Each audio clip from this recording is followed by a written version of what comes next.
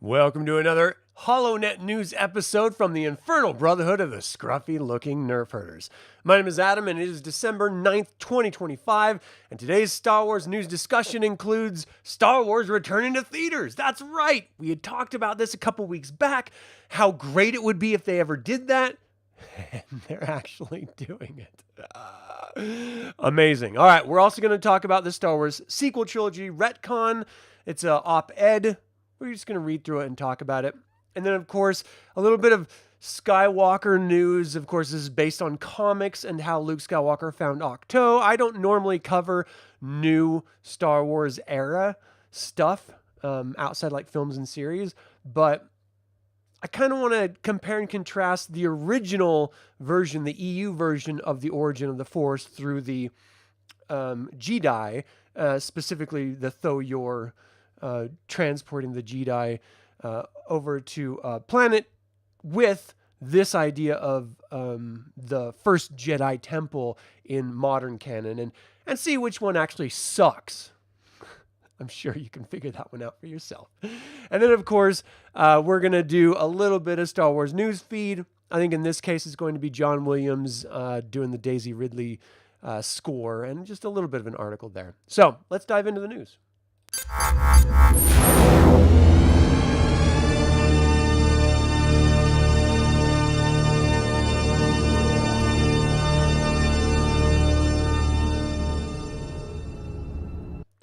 All right, we're hitting it hard right out the gate here. Star Wars returns to theaters in February of 2027 in its original 1977 theatrical release form. That's right, no special edition, just the original film that was first seen in 1977. And for those of us who maybe never had an opportunity to see the original cut in the theater, this is incredibly exciting. Earlier this year, Disney announced it would bring the original Star Wars film, later dubbed Episode 4 A New Hope, back to theaters for the film's 50th anniversary in 2027. But it looks like we'll be seeing it a little earlier than we originally thought, on February 19, 2027.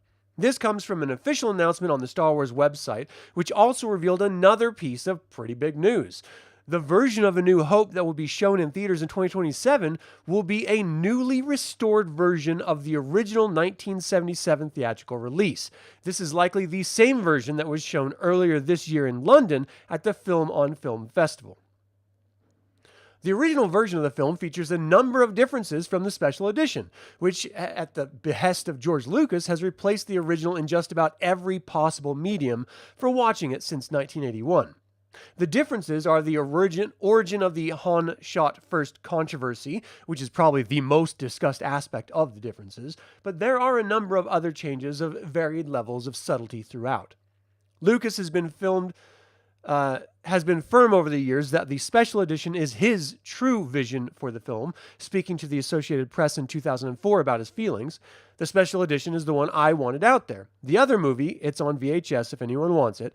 I'm not going to spend we're talking millions of dollars here, the money and the time to refurbish that, because to me, it doesn't really exist anymore. It's like, this is the movie I wanted it to be, and I'm sorry you saw the half-completed film and fell in love with it, but I wanted it to be the way I wanted it to be. I'm the one who has to take the responsibility for it. I'm the one who has to have everybody throw rocks at me all the time, so at least if there's going to throw rocks at me, they're going to throw rocks at me for something I love rather than something I think is not very good, or at least something I think is not finished. It's unclear if the 2027 showing and the London Festival showing are indicators of Lucas relaxing his stance a bit, or if everyone has just sufficiently bullied him into letting it exist alongside the special edition.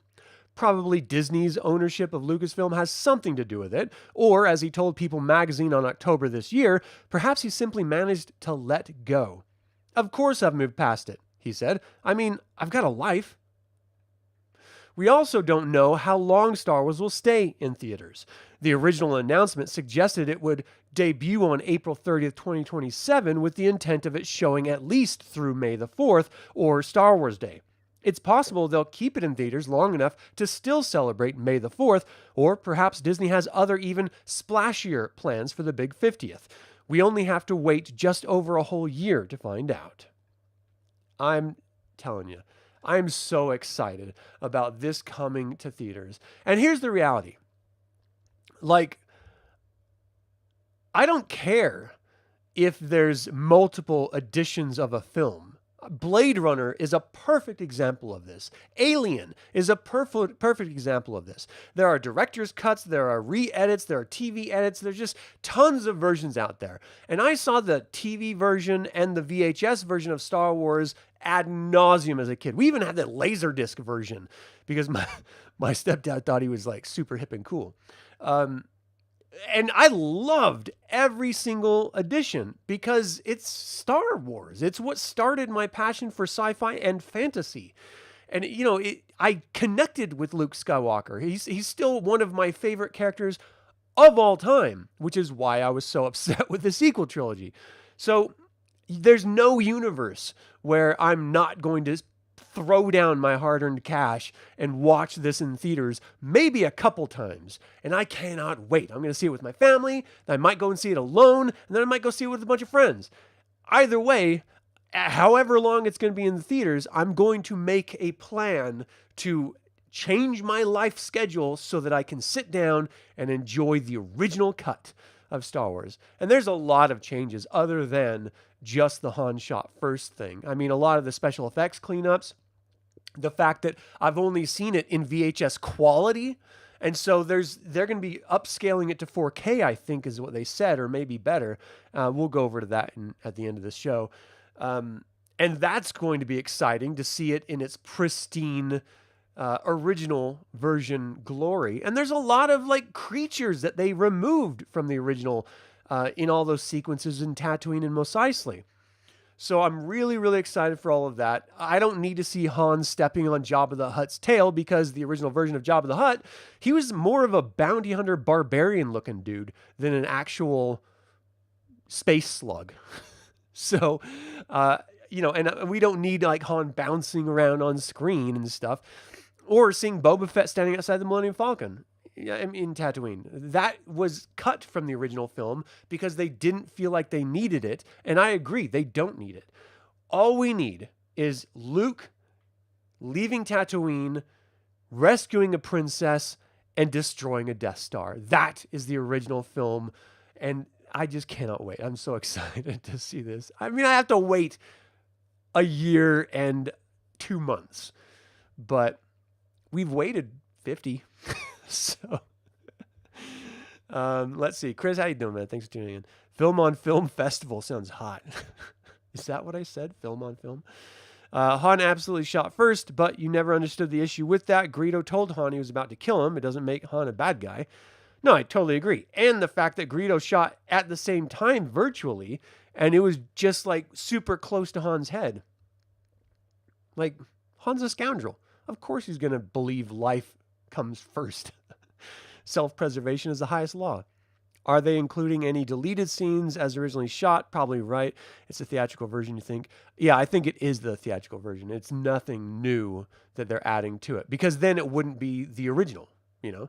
I mean, they're literally just cleaning up the look of the original cut and releasing it to the world. And I am so stoked for this. All right, so let me know.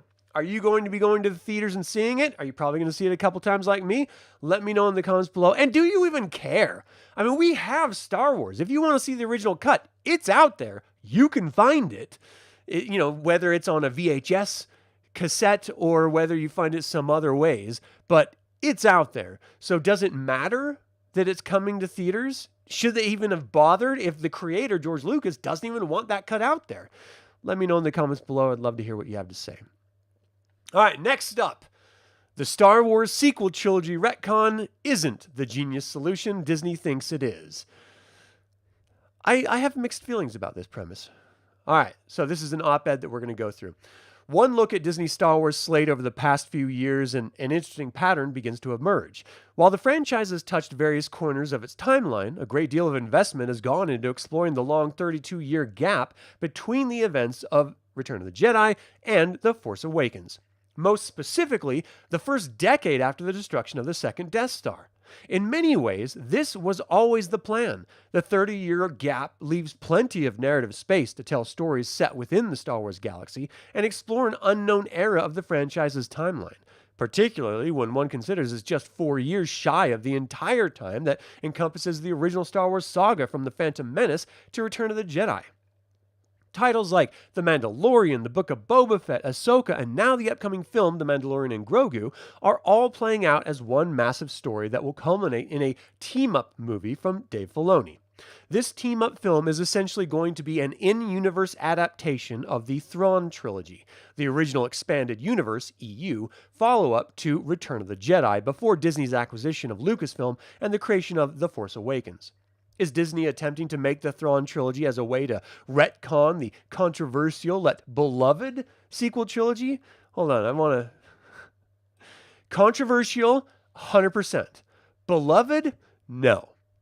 There is not one human being that sees the sequel trilogy as beloved. They may like one or two of the films, but they do not like all three. No single human being liked all three. If you saw Force Awakens, you either liked its retro feel, its sort of rehashing of old story tropes, or you hated the fact that they were retreading old ground. If you liked The Last Jedi, you liked it because they pushed the envelope of storytelling, forgot a bunch of mystery box story beats that J.J. Abrams put out in The Force Awakens, and you liked the idea of Luke dying at the end. Or you fucking hated it because of all the things I already mentioned. The nonsensical storylines, the nonsensical jokes, the nonsensical character choices. Everything with that film was a big pile of hot garbage. And then there was The Rise of Skywalker. You either loved it because it was trying to reconnect to The Force Awakens and get rid of all the bullshit that whatever the hell the babyface kid's name is, Rian Johnson, did, or you hated it because it retconned everything that babyface Rian Johnson did. But not one person loves all three films because all three films serve different purposes for different audiences. It's not a cohesive storyline. It doesn't make logical sense from A to B to C. And in some cases, the individual movies don't make sense from Act 1 to Act 2 to Act 3. And that's just the reality of the sequel trilogy. So I know people like to paint history with this broad, beautiful brush, but the sequel trilogy was hot garbage from the second it hit the screen because there was no universal plan for how to deal with it. Kathleen Kennedy didn't know fuck all about Star Wars. She still doesn't. She didn't know fuck all about how to manage directors or writers for the sequel trilogy, and they just fucking shit all over the entire characters that were the real reason why people wanted a sequel trilogy. Point blank. That's all there is to it. So you can say it was beloved all you want, shitty ass writer, but the reality speaks something wildly different. And if so, as I continue, is this a good idea, or is Star Wars focusing too much attention on a niche corner of the fandom? A niche corner. It's the only corner. Most people who were diehard fans of Star Wars have given up on Star Wars. That's the reality. And the people that are the lovers of Disney Star Wars don't want anything to do with the EU. And all of the old Star Wars fans that didn't give up yet, because we still have the EU and we still have little pieces and elements of Disney Star Wars like Rogue One or Andor, are hanging in there like that cat poster, doing their best just not to give up on this one IP that they have grown up with for 48 years. Oi. Not that I have any feelings about it. The only grown-ups that liked all three sequel movies are the ones that hate people that like Star Wars and were happy to see us suffer. Yeah, and basically that sounds like they're hate watching. So they just like to grief people. Lucasfilm is recontextualizing the sequel trilogy. Star Wars has been obsessed with explaining elements of the sequel trilogy and making some of the sudden revelations in The Rise of Skywalker feel like part of a larger plan rather than half-hearted creative decisions. This is nothing new to Star Wars, as the Clone Wars went a long way in rehabilitating the prequel trilogy and adding additional layers to Revenge of the Sith and Anakin Skywalker's abrupt change to the dark side. However, the Disney Plus era of Star Wars has taken this to a new level, as subplots and titles like The Mandalorian, The Bad Batch, and Ahsoka are all tied back into explaining the rise of the First Order and Palpatine's return. Disney and Lucasfilm have used the following projects to create the cinematic equivalent of DLC patches in video games, fixing bugs and errors. Retcons have been on part of Star Wars DNA since The Empire Strikes Back, when Darth Vader revealed himself as Luke's father, rewriting everything that was established about Vader and Anakin Skywalker in the original Star Wars. The prequel trilogy makes numerous retcons of the original trilogy. However, none of the films have ever wiped one another from canon. Lucasfilm adding elements from the expanded universe is not removing the sequel trilogy from the timeline. Instead, they are recontextualizing them by adding new details to explain some of the unexplained story decisions. What Disney is doing, though, is essentially crafting a second sequel story to the immediate aftermath of Return of the Jedi, using the Thrawn trilogy as its basis. Both the Thrawn trilogy and The Mandalorian begin 5 years after the events of Return of the Jedi. This creates an in-between sequel of sorts that bridges the gap between the ending of Return of the Jedi and the beginning of The Force Awakens. It allows Disney to have its cake and eat it too, bringing back a version of the original post-Return of the Jedi stories that some sets of fans like, while squeezing it into a larger Star Wars story that then builds into the sequel trilogy, which has its own loyal fan base. Theoretically, fans of both stories should be happy, though this is Star Wars, so that seems unlikely. There's no universe that both fans are going to like it, simply because Disney is stripping away what already existed in Star Wars that made fans of Star Wars and reinserting their own half-hearted bullshit attempts at making the stories that were already out there and already great. That's the aggravating part of all of this, is that we already had great stories. You don't have to reinvent the wheel while you're actively scavenging the car. It already exists. You don't have to build a new thing. Just do what's already existed. It doesn't make any logical sense. Focusing on a niche corner of the fandom is a bad idea. Totally disagree. And they've proven that out with the sequel trilogy and the other films. There's bound to be a contingent of Star Wars fans who are more than happy that Lucasfilm is loosely adapting the Thrawn trilogy as a do-over for the sequel trilogy. First of all, the premise that this is a do-over for the sequel trilogy is flawed. The sequel trilogy still exists. That's the problem. It is the problem. Not the time between or how we got to the sequel trilogy. It's the fact that the story of the sequel trilogy is nonsensical, illogical, and completely bullshit. That's it. So this is not a do-over. They're literally just telling other stories before that piece of turd comes to fruition. Like they say, Star Wars fans are too divisive and will never agree on anything, but that's BS, as the first 2 seasons of Mandalorian and Andor show that that's not a case. I hate that narrative. It's totally, you are 100% right, Chris. There are universal stories that Star Wars fans have loved, and it's because they don't tread on ground that's already been established, they don't shit on stories that have already been told, and they don't destroy beloved characters for a director's ego. And all fans love those stories. All of them. For nearly 20 years, those books were the official post-Return of the Jedi storyline and a part of their journey into falling in love with Star Wars. Many were shocked when Disney decided to move into original stories following its $4 billion purchase of Lucasfilm, rather than adapting novels for niche audiences that George Lucas himself didn't consider canon. Disney's decision to craft this is a bit of a misnomer. George Lucas always maintained that he could change the story whenever and however he wanted. It's his sandbox, so of course, no one's complaining about that. But every piece of Star Wars post-film lore, whether it's video games, novels, comic books, all referenced the source material, and TTRPGs referenced the source material that was released after Return of the Jedi for stories set after Return of the Jedi. So you can say it's non-canon all day long in a mirror and jerk off and feel like you're doing something productive. But the reality is, all of us have been universally, through various forms of media, been enjoying a unified sequel trilogy that is canon, called the Extended Universe. We've been enjoying it for decades, plural, like 3-4 decades.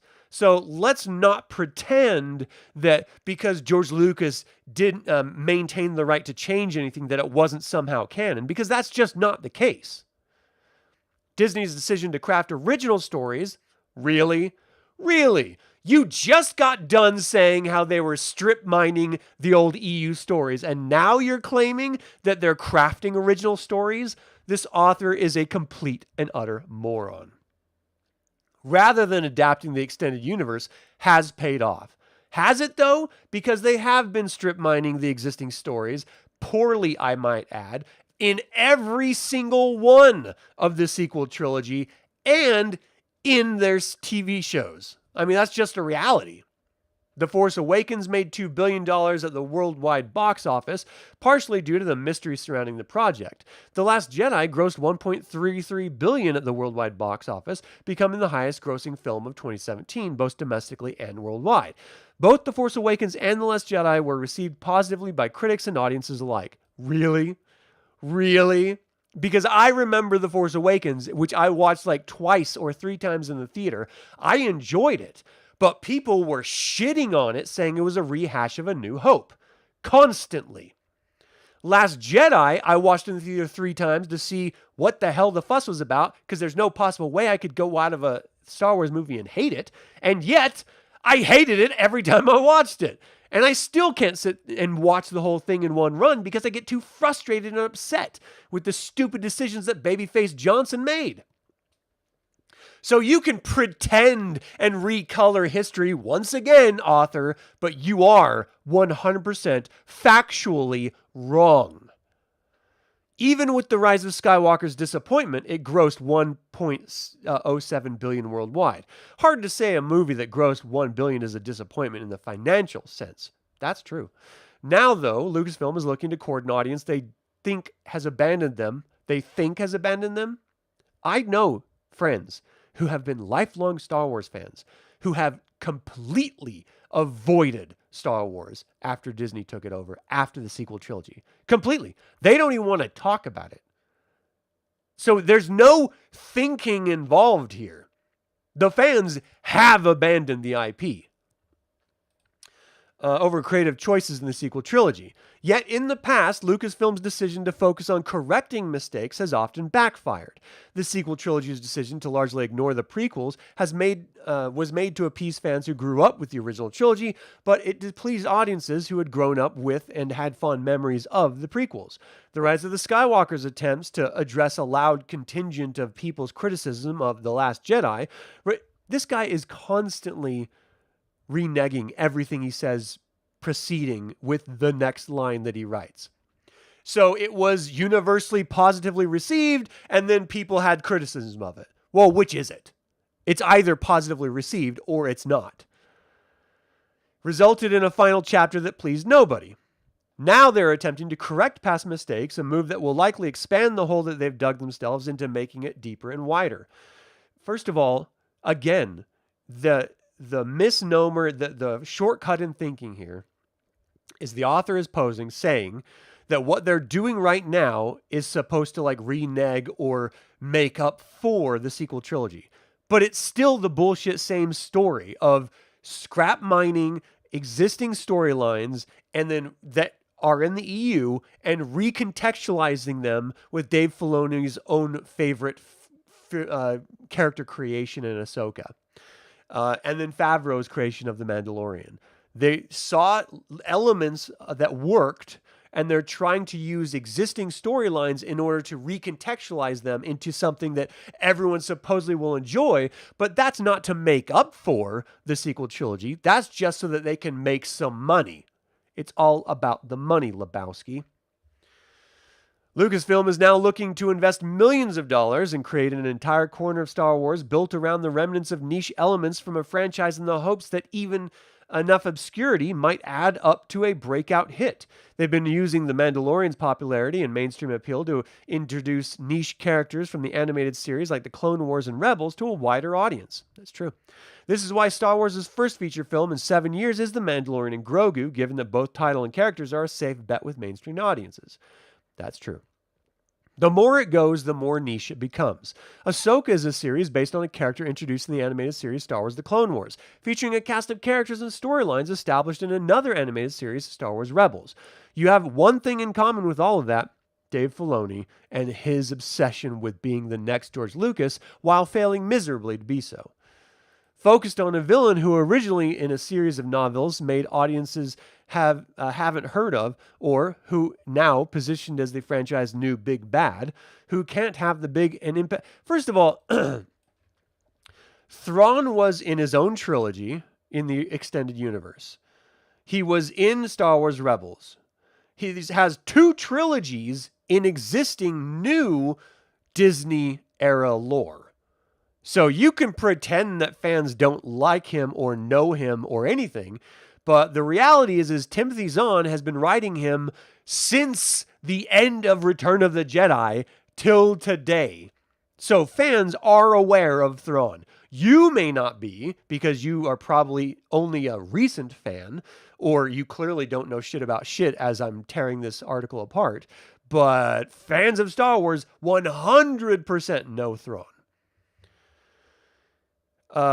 Referencing him during the events of the sequel trilogy. Star Wars is catering to a small select group. This author is so stupid. At the cost of the mainstream audience. Who do you think the mainstream audience of Star Wars is? A small select group, you idiot.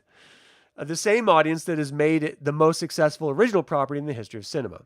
A new hope for the future. Disney's decision to focus on crafting a series of stories that are in-universe do-over for the sequel trilogy is frustrating, as it comes at the cost of theoretically investing new stories. Disney scrapped Adam Driver's Hunt for Ben Solo pitch, which Academy Award-winning Steven Soderbergh would have directed about the former Kylo Ren, could not only have addressed criticisms of the sequel trilogy, but also moved the series into a new era in the timeline. However, they canceled what sounded like one of the most interesting Star Wars projects since Andor. Well, since they haven't described anything about it other than he was still alive, it's hard to say it's the most interesting story because you don't know shit about it. All you know is that he lived, which is not a new trope. To Star Wars' credit, they have begun to embrace new eras of the franchise. The High Republic Publishing Initiative, set long before The Phantom Menace, was a critical and financial hit, introducing exciting new elements to the series that have since been explored in. First of all, that's bullshit because The High Republic has not been a huge hit. There are new Disney-era fans that have enjoyed it, but that's not the same thing. The Acolyte and the video game Jedi Survivor don't connect those two ever in a sentence again. The Acolyte was a shitstorm disaster. Jedi Survivor is awesome. In 2027, Starfighter will be the first live-action Star Wars project set in the events of The Rise of Skywalker that will feature a new cast of characters in an unexplored area of the series that is exciting. Meanwhile, they have a movie centered on Rey, Daisy Ridley, that can build... Do they? Because I've heard about this movie being in development for like a year now, and we haven't heard anything about it. Except for the fact that it's probably not happening. That can build toward the creation of a new Jedi Order. In this Star Wars experience, a story the live-action Star Wars series can't tell because Lucasfilm would likely use a deep-fake Mark Hamill as Luke Skywalker, and nobody wants that. They have actors, they can recast him. No one's precious. You tell us a good story and have an actor that looks close enough, we will buy it. When Disney first announced plans for an Avengers-style team-up of various Disney Plus series like The Mandalorian, The Book of Boba Fett, and Ahsoka, and a feature film centered on Grand Admiral Thrawn back in 2020, it seemed exciting. It seemed like a fun way to adapt a beloved story into a new Disney canon while subbing in new characters for Luke, Han, and Leia from the original. It seemed like a one-and-done event that could be a grand culmination and part of a larger story between the battle of good and evil. Yet now, 5 years later, the disappointing setup of both The Book of Boba Fett and Ahsoka, the rush to production film like Mandalorian and Grogu that delayed the team-up movie, and no precise date for when this story will culminate, have made what sounded promising now seem tedious.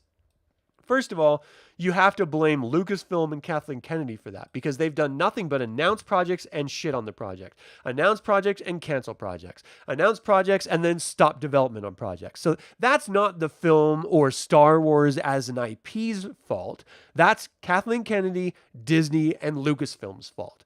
You have to put it at their feet because they're the ones that announce these things before they're fully developed and the studio has fully been invested into them. Nearly half a decade of Star Wars has been running in place trying to fix issues that don't exist. And, well, first of all, there are massive issues that exist and would be best to move on from. I agree with that. Instead of looking toward the future of Star Wars, it feels like a franchise is stuck in the past. Yeah, and it forever will be. That's the whole point.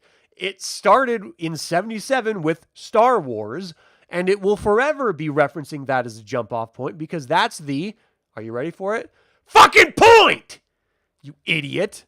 All right, let's find out this author's name so that we can remember never. Richard Fink. Even his name sounds made up. That's what sucks about this guy. He doesn't know shit all about Star Wars. He's trying to repaint history in order to tell a controversial angle. And in the meantime, just has someone like me tearing it apart and completely devastating everything that he's trying to set up as truth, which in fact is not. The amount of announced Star Wars movies in production in the Disney area eclipses the amount of cookies you've had in your closet. That's funny. Drop off in box office from Force Awakens to The Last Jedi is itself a condemnation of The Force Awakens in a way, as 40% of the audience didn't want to see the follow-up. That's huge. That's huge. All right. So what do you think? Is this op-ed accurate by Richard Fink, who clearly doesn't understand reality at all?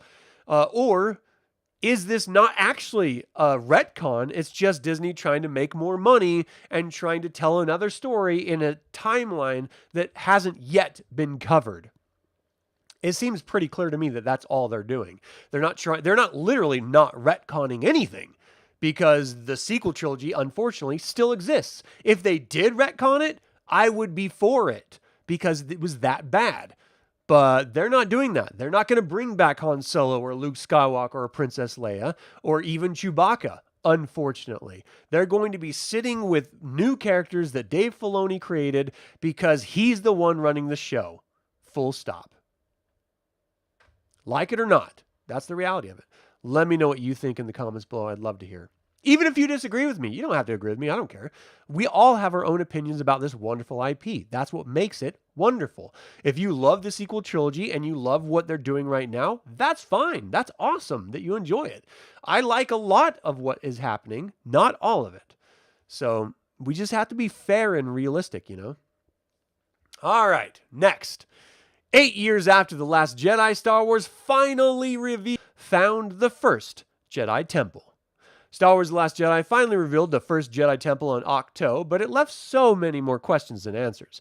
Hidden deep in the unknown regions, the oceanic world of Ahch-To has been looked after by a race known as the Caretakers for millennia. Even the Jedi had lost the knowledge of Ahch-To's location, presumably long before Yoda himself was born, meaning Luke Skywalker will have been the first Jedi to explore that ancient temple in perhaps a millennia or more. Luke had traveled there seeking secrets of the Jedi, but how did he find Ahch-To? Official tie-ins confirmed that Luke used something called a star compass, a device similar to the Sith Wayfinder seen in Star Wars The Rise of Skywalker. This had apparently been found by Palpatine and stored in one of his hidden observatories until it was retrieved by Luke. It took Luke decades to unravel the secret of the star compass, but he eventually succeeded, abandoning the galaxy and traveling to Ahch-To after abandoning the galaxy. It's in the galaxy. Didn't you see the map in The Force Awakens? And traveling to Ahch-To after his failure with Ben Solo. But now, 8 years after The Last Jedi, Star Wars has finally explained the exact origin of the star compass. The star compass was originally found on Naboo. The star compass was used by ancient Jedi explorers who combined their basic hyperspace maps with Force navigation techniques that allowed them to travel the stars and find planets rich in the Force. Luke has theorized that the star compass and the Sith equivalent wayfinders are actually primitive holocron technology containing vast data stories in such a small device. Prototype star compasses are seen in Star Wars The Bad Batch, where Clone Force 99 discovered one of the apparently predated the Jedi Order itself, so the Jedi seem to have repurposed a technology that existed 25,000 years ago. That actually lines up with even older original Legends Now, or EU, stories, because it was in the dawn of the Jedi era that the Jedi became into existence from a previous monastic order known as the Jedi, who actually worshipped both the light side and the dark side. There's a whole comic series, there's a novel, an audiobook, there's a bunch of short stories, and I have been putting out tons of content about all of that as well. So it all exists, you can find it, and it's very interesting. I think it's infinitely better than anything that Star Wars in Disney era has ever put out. Star Wars Young Jedi Adventure Season 3 is just released on Disney Plus, and it reveals the origin of Luke's star compass. This device was originally used by a ship called the Twilight Explorer, which traveled the galaxy seeking out planets rich in the Force. According to Episode 3, Journey to the Bottom of Naboo, the Twilight Explorer crashed on the oceanic planet Naboo long ago. It was lost in Naboo's ocean trenches, only discovered during the High Republic era, and the Jedi successfully retrieved the star compass. We now have a full timeline of the star compass. The Jedi must have studied it for centuries, never quite unlocking all of its secrets, with Palpatine taking possession of it after Order 66 and the sacking of the Jedi Temple. We already know he stole countless Jedi treasures during the Purge, but Palpatine would never have been able to use the star compass because the device requires the power of the light side.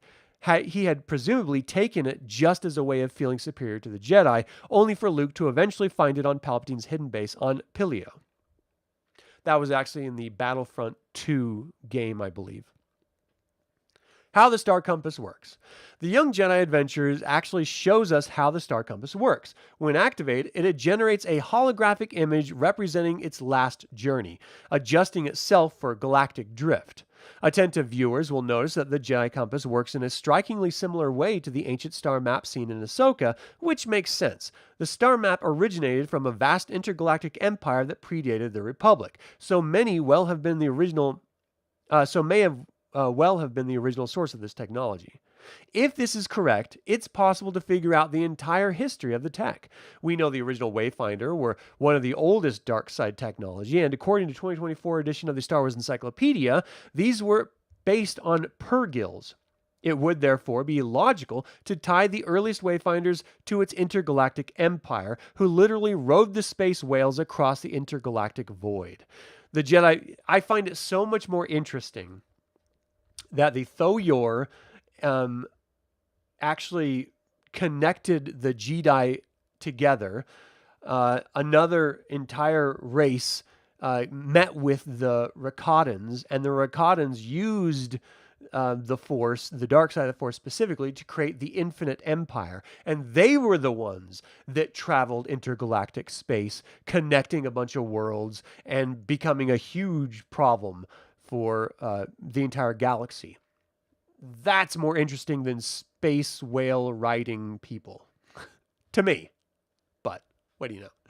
The Jedi must have reversed engineered the technology to create their own star compasses, with the Sith then returning to the original templates. This also explains why the Jedi never managed to find Ahch-To. Ahsoka's star map showed a route between two given destinations and only made sense when you were at one end of the journey. The Jedi would need to recreate every route the Twilight Explorer had taken, and presumably that's what Luke eventually did, finding his way to Ahch-To at last. So what do you think? Reverse engineering technology in order to discover this ancient temple that supposedly was the beginning of the Jedi Order?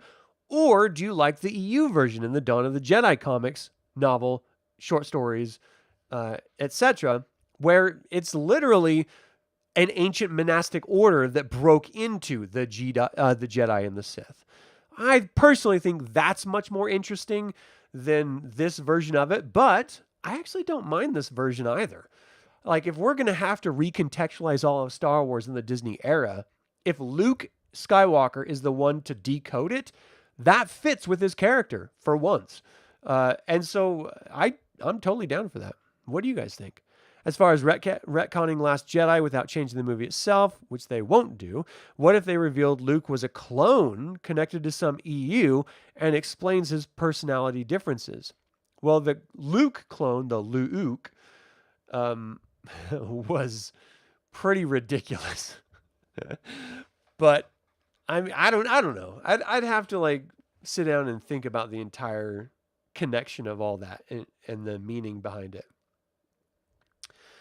The personality differences. The problem with the Luke was that he was a dark side follower because his master that created him from the hand that was severed by Darth Vader on Cloud City was a dark side adherent.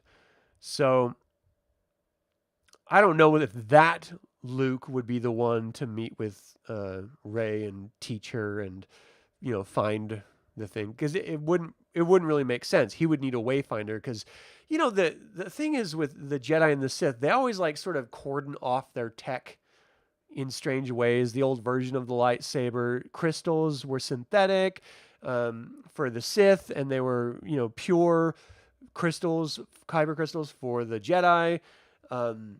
Their technology in the new version being the Sith Wayfinder versus the Star Compass being, you know, technology differences. Even the holocrons were different in design and stuff. So they always separated everything between the two. I'm not sure that evil Luke would be able to use the Starfinder to then locate it. But, you know, I'm not entirely against that idea either.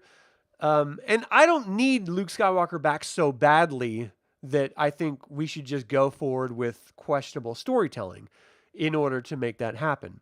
I would just like them to retcon the entire Disney era and start fresh with EU stories, because while EU stories did contradict each other at times and were a little nonsensical at times, they were infinitely better in storytelling than modern Disney is.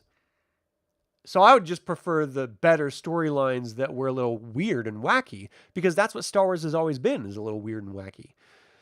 Wouldn't exactly connect to Luke, but the idea of a clone explains why Luke attempted to murder Ben Solo and the possibility of Mark Hamill to reprise the role. Yeah, you're right. I mean, that would be a nice shoe-in for that stuff to happen. So, I mean, I would be open to the pitch meeting, you know what I mean? And if they ended up putting that out there, I would probably do that. Use the emoji of Luke to help convince you. Yep, that's what did it. That's how it works. All right, so let me know what you guys think. Are you okay with the origins of the Jedi being changed from EU lore on the Dawn of the Jedi to modern Star Wars with the Star Compass, Octo, and the First Jedi Temple? Do you even care that much? Let me know in the comments. I'd love to hear what you have to say. All right, finally, let's look at the Star Wars news pages. Of course, we have the Star Wars returns to theaters. Let's see. I'm trying to see if it mentions anything, but it doesn't about the quality or the version or any updates, just that it's the original re-release of the film, February 19th, 2027. So I'm assuming they're probably going to, you know, upscale it to 4K so that it doesn't look terrible on, you know, the screen. But other than that, I think they're just probably going to keep it the same. All right, here's something I wanted to look at. How Rey's theme kept John Williams coming back to the Star Wars galaxy. The maestro might just be Daisy Ridley's biggest fan. John Williams made Star Wars the popular thing it is. If we would have had like meaty, you know, score or, you know, some synth music, Star Wars would not have been as epic in scope, and I don't think it would have been as well received. But we had this full symphony of classical music that was written for this, and it just elevated the entire film so much that it became an indelible part of the franchise. That's why it's so difficult to watch Star Wars films without those scores being referenced because that's what Star Wars is. It's part of the DNA of Star Wars. As we mark the 10th anniversary of Star Wars The Force Awakens, which premiered in theaters December 18, 2015, StarWars.com looks back at the film that launched the sequel trilogy. Of all the exquisite Star Wars themes composed by John Williams over the decades, only one has the honor of being played during the first violin solo in space. Performed by Sarah Gillis during a privately crewed Polaris Dawn mission in 2024, Rey's theme has already become a classic in the decades since the release of Star Wars The Force Awakens. I like it too. I'm not going to play it because I'll get a copyright strike, and I've already fought way too many of those copyright strikes on this channel to voluntarily walk into yet one more. Rey's theme is also the favorite of a certain Goldenrod protocol droid. C-3PO actor Anthony Daniels recently placed it at number 1 in his top 5 favorite Star Wars pieces. The theme absolutely captures Rey's youthfulness, he told Star Wars Insider for the February 2025 issue. And then, of course, it develops into a much deeper orchestral thing that takes us partway through her story. I absolutely love it. I thought it was great, too. But perhaps most surprising of all, the new iconic piece of music powerfully embodies the character who kept bringing John Williams back to Star Wars until her story in the Skywalker saga was finished. When we first meet the masked scavenger in The Force Awakens, there's notably no music in the scene. Their feet echo in the dusty husk of the Star Destroyer. Their rope creaks as it swings behind them. It's not until the mask comes off that we see it's a young woman, undaunted by either the derelict ship or the Jakku desert, and then the music begins, making even more impactful by breaking the silence on screen. I fell in love immediately with Daisy Ridley, who plays Rey. She is just a superstar born, Williams told the Los Angeles Times in a 2015 interview. The theme suggests a female adventurer, but with great strength, he continued. She's a fighter, she's infused with the Force, and it needed to be something that was strong but thoughtful. A lonely flute marks the start, and then the first notes of Rey's theme melody begin in earnest. The lightly tapped xylophone bars feel just as youthful as the hero we're meeting for the first time, emphasized by her playful, also practical, makeshift sled that carries her quickly down sand and dune. As the strings swell, they echo the same determination as the scavenger while she loads her distinctive speeder, while the subsequent action echoes imagery Star Wars fans have seen before. Our favorite Skywalker heroes, Luke and Anakin, speeding across the desert sands. Rey's theme makes the scene all Rey. Her presence and tenacity is felt in every minute of the film she's in, and Williams ascribes that feeling directly to Ridley. But for all of Rey's toughness and brilliance, the music also touches on her vulnerability. What vulnerability? She was a superstar from the second she started doing anything on screen. She was just able to overcome every obstacle. This is a girl who's been a scavenger. She's been alone without her parents. I feel a lot of empathy, he has said. Williams recognized he was completely smitten with the character when he was approached to talk in talks about composing the score for the sequel, episode 8, sorry. Math. Disney asked me if I would do the next episode of Star Wars, Williams told the audience at a 2016 Hollywood Bowl concert. I thought I wanted to think about it for a minute, but then I made up my mind because I didn't want anyone else writing music for Rey. True to his word, Williams returned to write the music for Star Wars The Last Jedi and Star Wars The Rise of Skywalker. Rey's theme grows and develops with Rey. I can treat it like in the orchestra, so it's in a more grown-up way, so you'll hear the melody, he has said, but it's not quite the same as simply presented as in The Force Awakens. The Skywalker Legacy featurette reveals that Williams gifted the first sheet of the original written theme to Ridley herself. Rey's theme for Daisley, he says, "That's for you." She was moved to tears. I think that's beautiful. I think that's absolutely beautiful, and I love it. God, what would it be like to have John Williams write you a score and then give you the original sheet music for that? I would bawl like a baby. Genuinely, like 100%. It would be the most amazing thing ever. Yes, the score is entirely, and the entire scene and look of Rey as a scavenger was really compelling. I loved that opening to The Force Awakens. Just not knowing anything about it. I read the novel a couple times. I watched the film a couple times. And while I have a couple issues with the film, I enjoyed it. I really enjoyed it because it set up a bunch of really great storytelling beats that, again, were just sort of dropped later on. But I loved the idea of it all. And I wish we could just go back and fix it. I really do. Because I think the best part of all of the sequel trilogy is the music. By far. It's the best part of it. Oh, God. That would be so great. That would be so epic. Oh, man. All right. Well, let me know. Did you guys like the Rey theme? Do you enjoy Star Wars music? Like, have you listened to any of the scores without watching the films? I literally have it as a playlist on my computer where I just hit shuffle and it'll just play random songs from the Star Wars soundtracks. I love them all. I think it's great. I do the same thing with horror films, so it's not like, I'm a weirdo with just Star Wars. But I love classical music in general, and I love film scores in general, and Star Wars is among the best. So let me know what you think. And what's your favorite Star Wars score? Interesting to hear. All right. Well, that's going to do it. Thank you all so much. That is all the Star Wars news on my desk.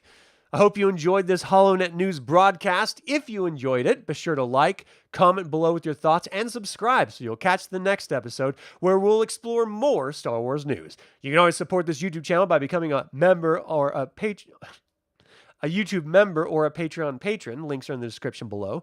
Thank you to creator patron Aaron Hardy, producer patron Azrael, and developer patron Chris Androu. Thank you for watching. Until next time, my fellow scruffy looking Nerf Herders, I'm one of you. May the Force be with you.